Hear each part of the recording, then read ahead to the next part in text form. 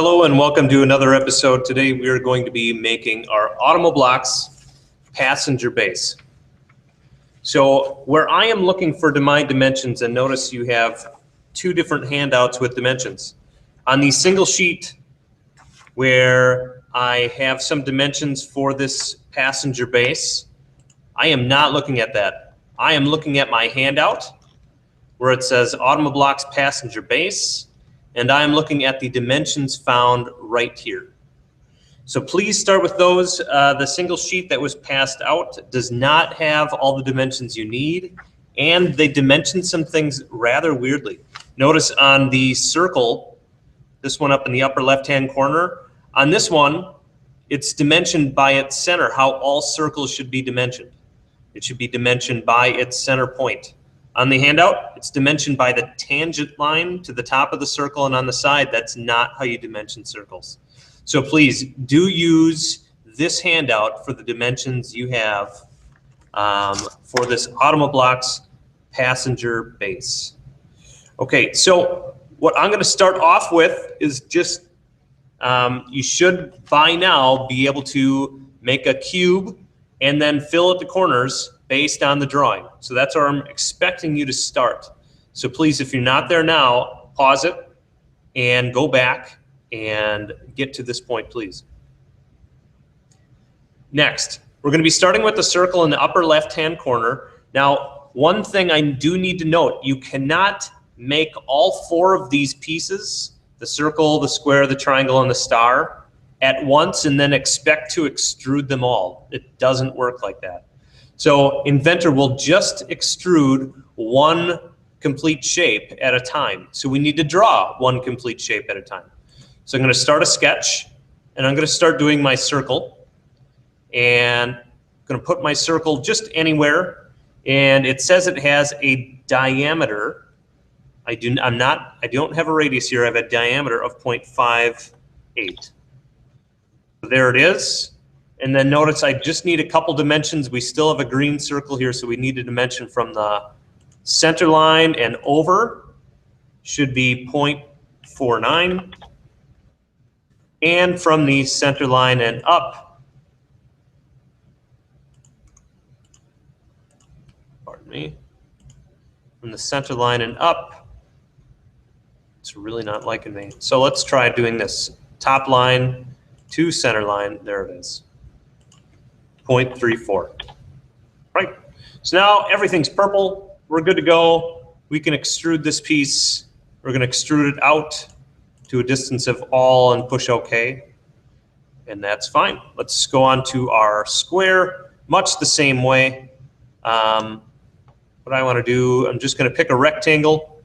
Now this picture does assume that we know it's a square and not a rectangle with different sides. So everything should be 0.58. 0.58 wide, 0.58 tall, and then we need the dimension from the top line.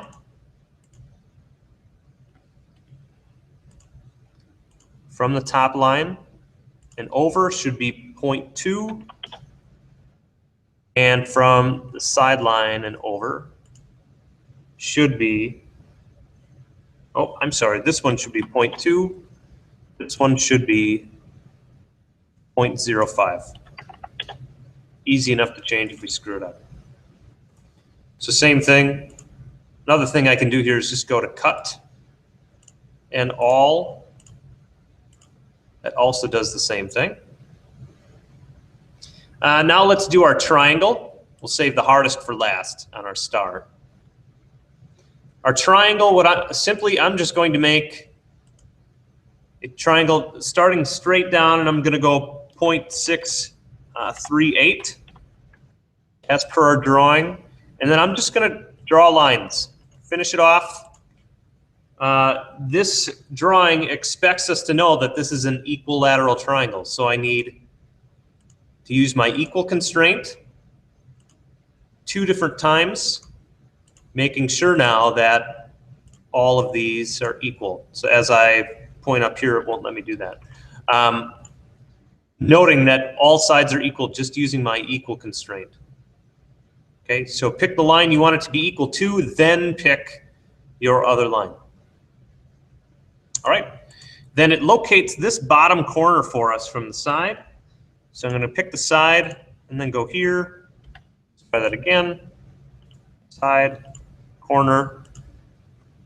We have 0.05. And then our other constraint is from this point right here. So again, from the side to that point. It really doesn't like me at these dimensions today. There it is, 0.69. So I have 0.2, this one should be. There we are, completely purple. Again, extrude, I'm gonna go to cut this time, go to distance all, and there we have it cut out. So again, if we're looking straight on, here's what we should have so far. And if you wanna know all your dimensions, just kinda click back over here into these sketches. It should show you dimensions. It's an easy way to check your work. Just making sure it looks exactly like the picture. Okay, and then the other one that we had, I have an extra sketch in there. Right there. I'm just going to delete this one since I didn't use it. All right, one more to go, and that's our hardest one, our star. Notice on this picture, I have dotted lines, meaning construction lines. Hopefully you remember that from our sketching problems back early first semester. I have two different circles, and then I'm going to use a pentagon to figure out the points and then the recesses of my star. Very important that we're able to do this. Well, let's just start off with the circle. We'll make it our biggest circle. I'm just going to shove it right there. I'm going to make it 0.605 diameter big. Okay, and then I'm going to find from the sides to our centers. I should have a 0.363, and I should have from this side to the center 0.488.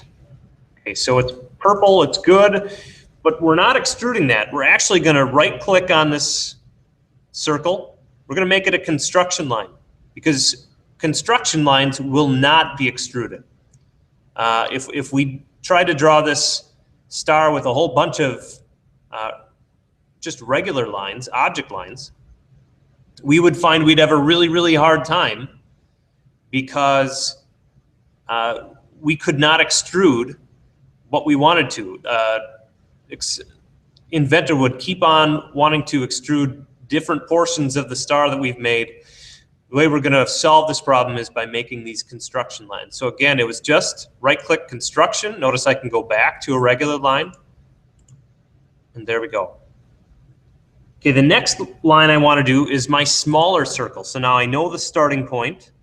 I'm going to use the same midpoint. Again, we can, if we didn't make it the same midpoint, we could always just use the concentric constraint to make two circles have the same midpoint. But this one has a diameter, it says, of 0.412. Okay, also going to make this a construction line. And now the next thing we're going to do to make a star is use, not a rectangle, but if you go down, we're going to use a polygon. Okay, polygon, and this is a pentagon specifically, so I'm going to make it have 5 sides. I'm going to start its midpoint right here. And if you notice something about your circle, sorry, about your star, it has one point going straight down. Notice I can turn this wherever I want it to. It clicks on to different points, but one point of our star is straight down. So that's where I'm going to click it. Okay. And I need to make all these lines construction lines. So construction line, then I'm going to click off of it, right click construction line, click off of it, and repeat. Okay. So we have a pentagon, 2 circles, one smaller, one bigger. So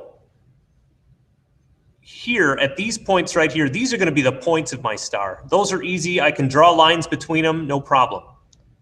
Where I want the recesses of my star points to go are on this line right here. So I need to find a good way to get a point on there that I can use. Notice if I try to put a recess over here, there's nothing it snaps to. I don't know where. Okay, so what I'm going to do is I'm going to bring lines over. I'm going to find the midpoint of our pentagon, each one of these lines. I'm going to click at the midpoint and then the center point of everything I've put on there so far and go OK. I'm also going to make this a construction line. So now notice I can go from, and I'm just going to zoom in here so you can see, the point of my star to the recess, a recess to a point. Okay, these are going to be our construction lines. These are actual parts of our star. So let's try that again. The process is find the midpoint of one of your sides of your pentagon, go from the midpoint to the center of your circle, click, go OK, make this a construction line. Oops, sorry. Construction line, construction line. And now we can take a regular line, go from here to now the point it snaps to in our inner circle, and then same thing, point to our inner circle.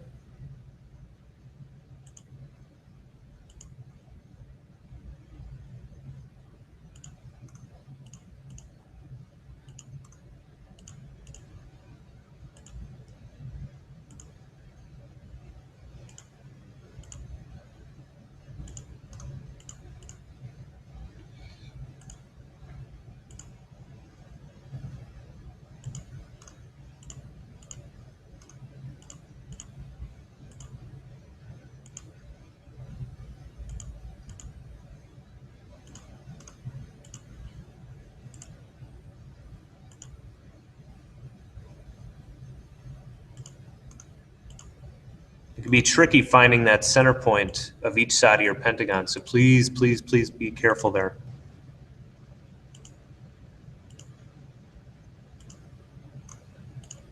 Okay, there it is. Notice the only things that are not construction lines here are the sides of my star, with the point straight down, 5 sides.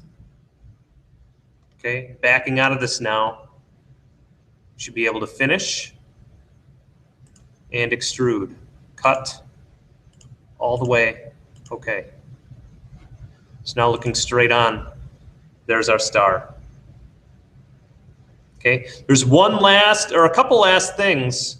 There are slight chamfers to the sides here. Now, it does not say in our picture what those chamfers are, so I'm going to leave that alone for now. But if you look at your picture, right here, notice there's little chamfers. There's, it's just like shaving off a little part of each side right there. For me, that allows the toy that fits in there to go in there nice and smoothly. It can be guided toward the center. But one thing our picture does say, shell thickness, 0.01 inches. So a shell thickness, we can actually use this right here, shell. Removes material from a part interior, creating a hollow cavity with walls of a specified thickness. Okay? You select the faces, sorry about that. You select the faces to remove to create openings. So on our picture here, it does not look like the front is removed at all. But I am assuming if you look on the back side, that the back side is removed. So that's what we're going to do when we do our shell. So I'm going to pick shell and make sure everything is down here. So it's going to ask us what faces we want to remove, what thickness it should be. It should be 0.01. And we are going to remove the back side. So this is the back. And then I'm going to click OK.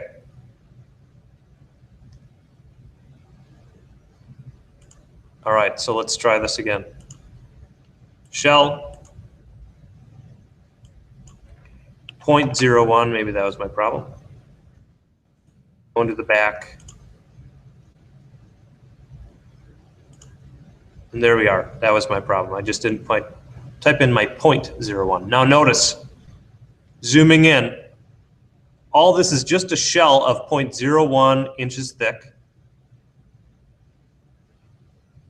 The back has been removed so we can see the shell. If we look at the front, notice the front is still on there. So you would see this sort of thing if this was plastic. So they would have an injection molded plastic, and this would be the exact type of part that you would get out of that injection mold. It saves parts, it saves raw materials. So really cool. This would be really hard to do, really hard to make if we didn't have that shell function.